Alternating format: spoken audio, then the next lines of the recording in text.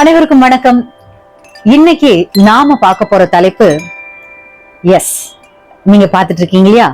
Your ex can't stop imagining someone else loving you. It's becoming the biggest regret. உங்க மனசுக்குள்ள இப்போ என்ன ஓடிட்டு இருக்கும்னு எனக்கு நல்லாவே தெரியும். அவங்களோ நிஜமாவே என்ன நினைச்சு ஃபீல் பண்றாங்களா இல்ல ஜாலியா இருக்காங்களா? நாம பட்ட கஷ்டத்துக்கு அவங்களுக்கு எப்பதான் வருத்தம் வரும்னு யோசிச்சுக்கிட்டே இன்ஸ்டாகிராம் ரீல்ஸையும் நம்ம கார்ட்ஸையும் மாத்தி மாத்தி பாத்துட்டு இருக்கீங்க தானே? உங்க எக்ஸோட தூக்கத்தை கெடுத்து அவங்கள புலம்ப வச்சிருக்கிற அந்த ரகசியம் என்னன்னு இந்த கார்ட்ஸ் மூலமா இப்ப பாத்துடலாம்.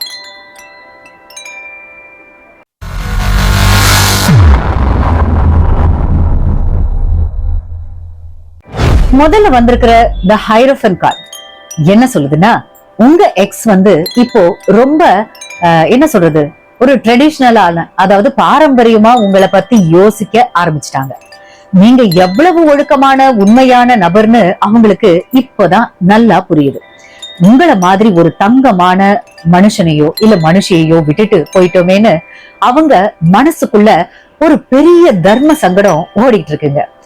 நீங்க வேற யார் கூடயோ ரொம்ப சீரியஸா செட்டில் ஆகி கல்யாணம் பண்ணி சந்தோஷமா வாழ போறீங்கன்னு நினைச்சு அவங்க தூக்கத்தையே மொத்தமா தொலைச்சிட்டாங்க.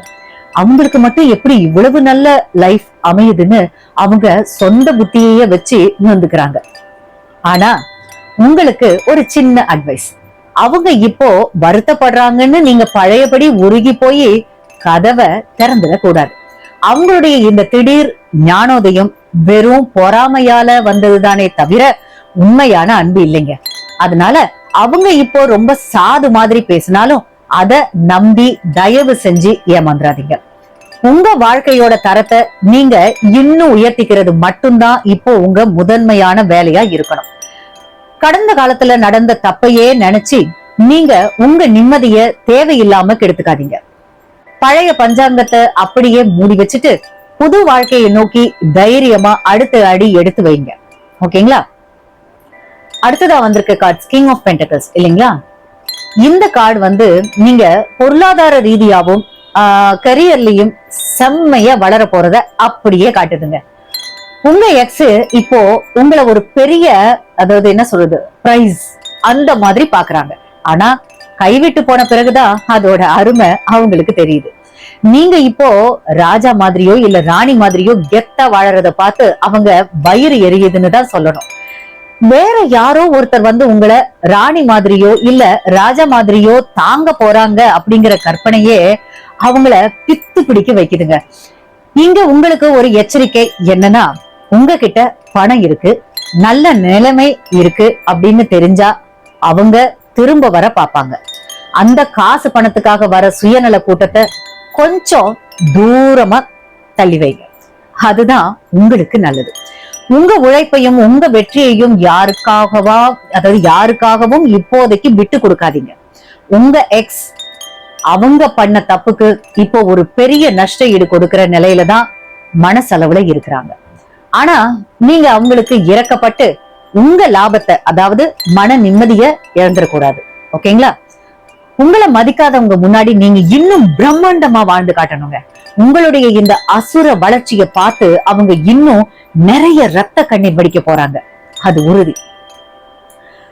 கடைசியா வந்திருக்கிற கார்டு கிங் ஆஃப் கப்ஸ் கார்டுங்க. அது உணர்ச்சிகளோட உச்சக்கட்டத்தை காட்டுது. உங்க எக்ஸ் இப்போ ஒரு பெரிய வருத்தம் அப்படிங்கிற ஒரு கடல்ல மூழ்கி அதுல இருந்து வெளியே வர முடியாம தவிக்கிறாங்க. நீங்க மத்தவங்க கிட்ட இருந்து உண்மையான அன்பையும் மரியாதையையும் அதாவது நீங்க பெறும்போது அவங்களுடைய ஈகோ சுக்கு நூறா உடையுதுங்க. அவங்க இப்போ எமோஷனலா ரொம்ப பலவீனமா இருக்காங்க. ஆனா அத வெளிய காட்டிக்காம சீனு போடுறாங்க. உங்களுக்கான கைடன்ஸ் என்னன்னா, உங்க மனசை நீங்க எப்பவுமே ஒரு கடல் மாதிரி அமைதியா வச்சுக்கணும்.